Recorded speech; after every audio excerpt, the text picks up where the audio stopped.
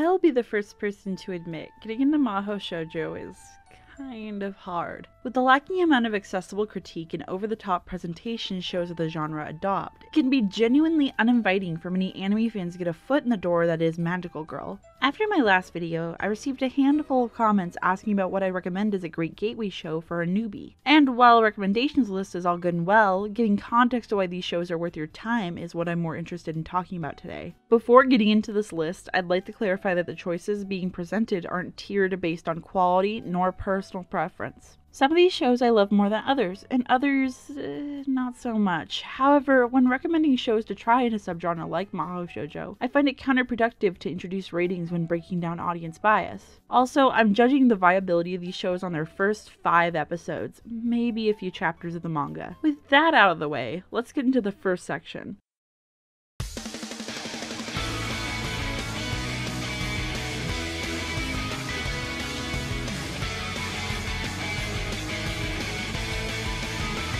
Kill.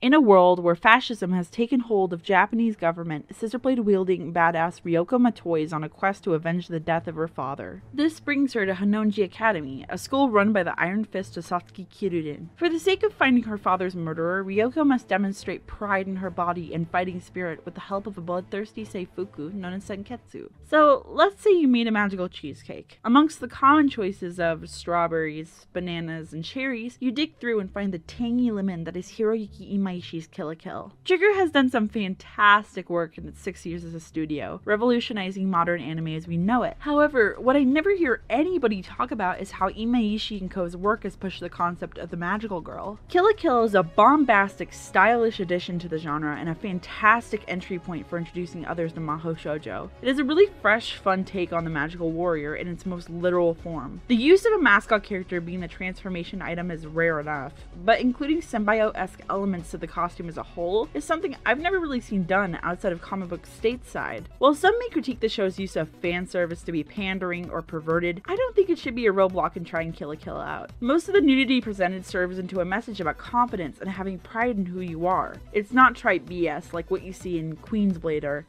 Master of the Martial Arts. If you're trying to get your little brother or a friend to try Mahou Shoujo without having to preface starting Crunchyroll with a disclaimer about how you're a real man, throw this on with a bowl of popcorn and a pitcher of lemonade. You'll have a blast.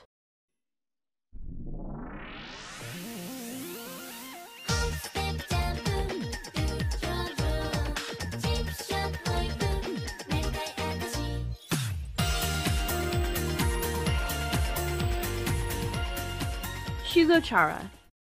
Amu Himamori is for all intensive purposes popular, or is she feared? The cool and spicy character surrounding Amu pervades the relationships she tries to make with others. Despite her crushingly shy nature, classmates interpret everything she does in a rebellious lens, perpetuating rumors without making the effort to get to know Amu outside of her reputation. But in a miraculous turn of events, she is given the chance to rectify her social standing with the blessing of 3 strange eggs, known as chara, portions of Amu's buried personality that act as guardian angels. Originally watching the show while airing in 2008, I can say that Shugo-chara is a contender with the likes of Pretty Cure when it comes to presentation. I'm surprised I don't hear more people talk about the series, to be honest. Transformation sequences are minimal but catch the eye. The concept of having multiple characters to change in and out of when needed lends to keeping the audience guessing, especially when paired transformations with new chara come into play. In combination, Peach Pit's colorful art design and Kenji Yasuda's directing kept me glued to the screen. While the show's premise isn't horribly original, Shugo-chara stands out for its hard-on-its-sleeve approach to character development. Overall, the show has a very child-friendly plot while addressing overlooked themes in most bishoujo. If you have a little sister or just love solid character design, I'd suggest giving Amu and crew a chance. Yes, you always have to fuck up everything, don't you? This is my room. Yours looks like a hoarder's asshole exploded. Look at your toilet. Look at your bathtub. Look at what you put in your mouth, and I'm not just talking about dick. You're nothing but a filthy hoe-bagging thief. Remember that time when I told you to relax? You need some inner fucking peace. I do not understand how I could ever be related to you. Try these. I'll let you steal some of my food if that'll make you feel better. We cool? Keeping this one nice and sweet, as I've already mentioned Hiroyuki Meishi's contribution to the genre with Kill la Kill. If you want to test your expectations or others of Mahou Shoujo while indulging in some vulgar toilet humor, then Panty and Stocking is worth checking out. While shows like this may not be everyone's cup of tea, Gainax has definitely cranked out a fantastic parody addressing the more sexual undercurrents usually glossed over in Magical Warrior. You don't see many studios that have the confidence to implement pole dancing into their transformation sequences. Atsushi Nishigori, Masahiko Otsuka, Yoshinari, shit, even my girl Sayo Yamamoto is here. With the diversity in staff, you're bound to find something you like, whether it's the experimental realism in Vomiting Point, or a Saving Private Ryan homage with Sperm Ghosts and Pulp Addiction. As someone who's watched all of Panty and Stocking through in both Japanese and English, I'd highly recommend the dub. Not only does it help jokes stick, but stays really close to the original intent while implementing some Adult Swim level humor. If you're anything like me, you'll probably be swept away by the show's poppy, Powerpuff Girl-esque art and Teddy Lloyd's contribution to the OST, introducing punchy, playlist-worthy electronica. Just don't listen to it with your mom or anything in the room.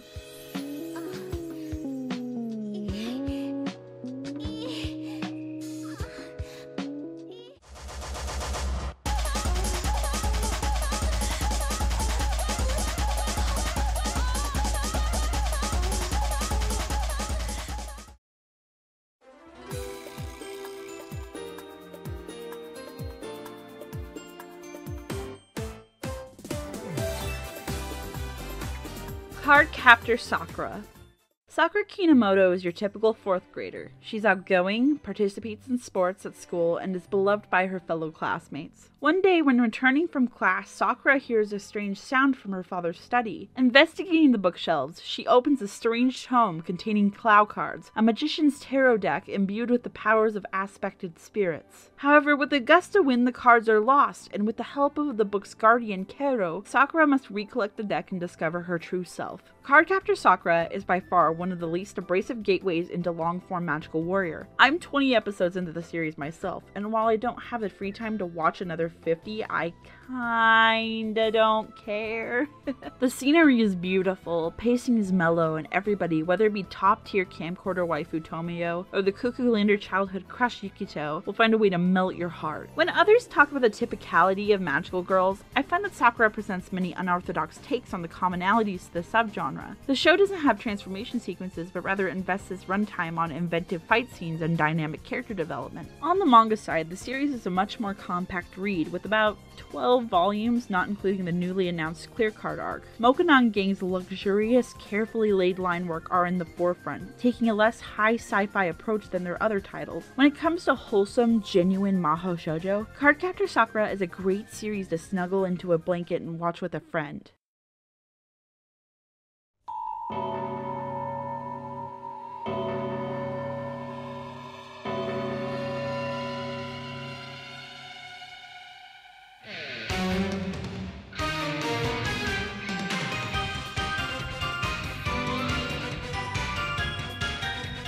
Sailor Moon.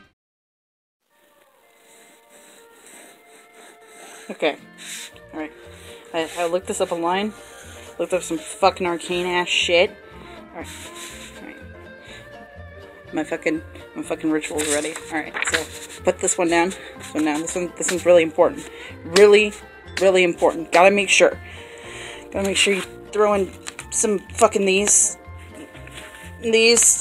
as well. Oh man. Alright, I feel the chakras. I already feel the chakras. We throw in one of these. Super exclusive. Only can get it in Loot Crate. Alright, fuck. I gotta make sure that they know that I really want this. I'm really devoted. I'm really fucking devoted to this. I don't think you know how devoted I am to this fucking dumb bullshit. I literally spent multiple fucking goddamn allowances while I was in fucking middle school doing this shit. They have to recognize that this is the most important thing. Alright, so now we make sure they know. They know. Hey, they fucking know. They know. Gotta just... Alright, Artemis, put you right there, buddy. It's okay. I definitely don't have a problem. No problem at all, really. I don't know. Just put it right there. they'll know. They'll know soon enough. It's a knockoff, but it'll do. It's okay. It's okay. Fuck. What else do I got? I got fucking t-shirt. T-shirts work. T-shirts. They understand t-shirts, don't they? This one. I put in the other one, but just for same measure, I'm gonna put in another one. This I bought it 2 times, so I think this will get through. This, fuck, I should have fucking. This, it's a Hot Topic dress, but I hope my weeb cancer Hot Topic tendencies don't, eke through, throw in a few more of these, a few more, just make sure. Fuck, what else do I have? Fuck, just got it. Thank you. You do not need a plot synopsis for the Dragon Ball Z of Mahou Shoujo. If you do, you're either living under a rock, or you're too young to be on this site. Yes, the Deke dub is borderline horrible if you didn't grow up with the show, and it's a popular prototype for what we now consider the Magical Warrior, which for some is pretty stock, but that doesn't mean it isn't fantastic and worth the binge. As far as Magical Warrior goes, Bishojo Senshi Sailor Moon is a staple introduction to the modern Mahou Shoujo. While early sections of the series do contain buckets of filler, the show makes up for it with a lovable, diverse cast, beautiful transformations, and a fun premise. Season 3 alone, Sailor Moon S is arguably one of the best installments in the genre, and worth every second of your time as it showcases director Kunihiko Ikuhara of Utena and Mawaru Penguin Drum fame. The story is nothing too crazy, mind you, but if you're interested in Sailor Moon manga-wise, Naoko Takeuchi's illustrations are to die for!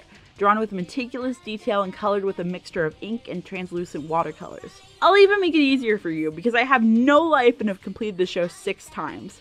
A month or so ago, I put together an abridged viewing guide for people wanting to cut out useless filler, so if you're interested, the link will be in the description. Sailor Moon broke ground for the 90s for what is now considered a typical magical girl. Truly, you would be doing yourself a disservice passing the series up.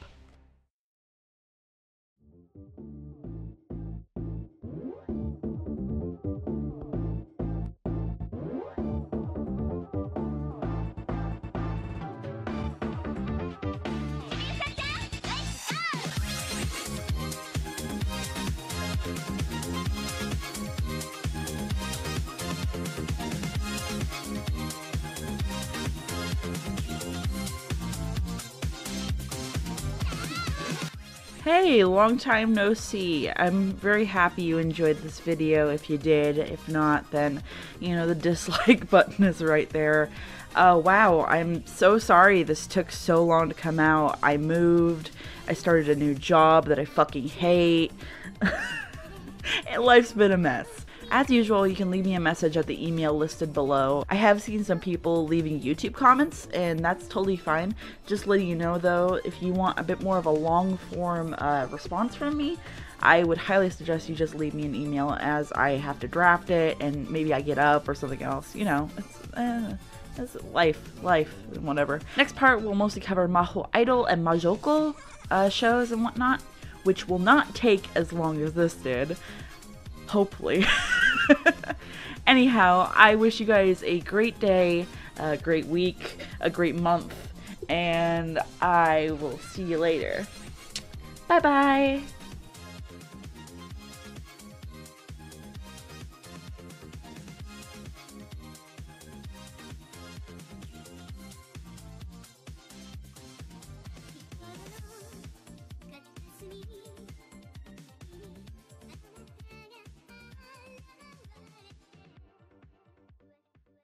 This is kind of an afterthought, as while I was editing this video, I kind of came across a lot of Sailor Moon stuff.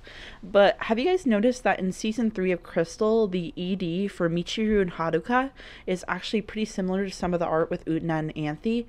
Just thought I might note this and put it at the end of the video, as I didn't want to kind of disrupt the flow.